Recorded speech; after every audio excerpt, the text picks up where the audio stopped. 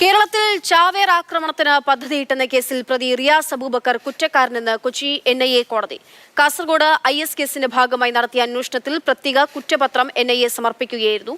S രാഗിൻ വിവരങ്ങളുമായുണ്ട്. രാഗിൻ, ഇപ്പോൾ NIA കോടതിയുടെ കണ്ടെത്തൽ എങ്ങനെയാണ്, ഇയാളുടെ പങ്ക് എങ്ങനെയാണ് വെളിവാക്കപ്പെടുന്നത്?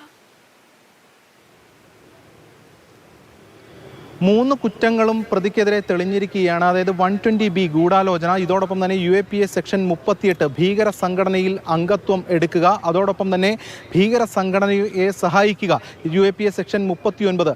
ഈ 3 കുറ്റങ്ങളും തെളിഞ്ഞിട്ടുണ്ട് എന്നാണ് കോടതി വ്യക്തമാക്കിയിട്ടുള്ളത്. പാലക്കാട് കൊല്ലങ്കോട് സ്വദേശിയാണ് റിയാസ് അബൂബക്കർ.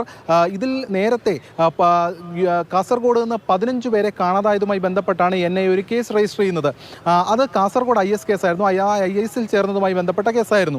അതിന് തുടർച്ചയായി നടത്തിയ അന്വേഷണത്തിൽ 2 ചാർജ് ഷീറ്റ് കൊടുക്കുകയുണ്ടായി. അതിൽ ഏറ്റവും ഒടുവിൽ കൊടുത്ത ചാർജ് ഷീറ്റാണ്. അതായത് കേരളത്തിൽ ഭീകരാക്രമണത്തിന്, ചാവേർ ആക്രമണത്തിന് പദ്ധതിയിട്ടു എന്നതാണ് കേസ്. ഇതിൽ 3 പ്രതികളാണ് ഉണ്ടായിരുന്നത്. അതിൽ 2 പേർ മാപ്പുസാക്ഷിയായിരുന്നു. ഇതിൽ മുഖ്യപ്രതിയായിട്ടുള്ള റിയാസ് അബൂബക്കറിന്റെ ഫോണിൽ നിന്ന് നിരവധി തെളിവുകൾ NIA പിടിച്ചെടുത്തിരുന്നു. കേരളത്തിൽ ഇത്തരത്തിൽ സ്ഫോടനത്തിന് പദ്ധതിയിടാൻ വേണ്ടിയിട്ടുള്ള അതുമായി ബന്ധപ്പെട്ട് നടത്തിയ ശ്രമങ്ങൾ, അതിൻ്റെ വോയിസ് ക്ലിപ്പുകൾ ഉൾപ്പെടെയുള്ള കാര്യങ്ങൾ കണ്ടെത്തി. ഇയാൾ സ്വയം ചാവേറായി ഈ സ്ഫോടനം നടത്താൻ പദ്ധതിയിടുന്ന ആ ഒരുക്കത്തിനിടയിലാണ് NIAയുടെ പിടിയിലാകുന്നത്. കഴിഞ്ഞ 5 വർഷമായി റിയാസ് അബൂബക്കർ ജയിലിലാണ്. നിരവധി തെളിവുകൾ NIAക്ക് കോടതിക്ക് സമർപ്പിക്കാൻ കഴിഞ്ഞിട്ടുണ്ട്.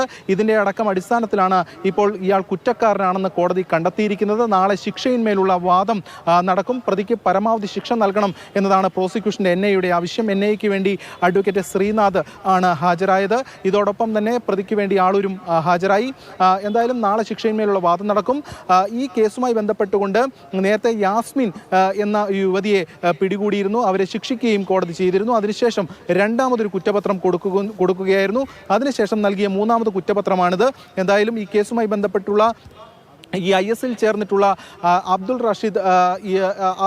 റാഷിദിന്റെ നിർദ്ദേശപ്രകാരമാണ് ഇയാൾ ഇത്തരം കാര്യങ്ങൾ ചെയ്തിട്ടുള്ളത് എന്നതാണ് NIAക്ക് വ്യക്തമായിട്ടുള്ളത്. ഇതിൻ്റെ ഡിജിറ്റൽ എവിഡൻസ് ഉൾപ്പെടെയുള്ള കാര്യങ്ങൾക്കും കോടതിക്ക് ബോധ്യമായി. എന്തായാലും ചുമത്തപ്പെട്ട 3 വകുപ്പുകളിലും പ്രതി കുറ്റക്കാരനാണെന്ന് കോടതി കണ്ടെത്തിയിരിക്കുകയാണ് ഇപ്പോൾ. ശരി, എസ് രാഗിനാണ് വാർത്ത റിപ്പോർട്ട് ചെയ്യുന്നത്.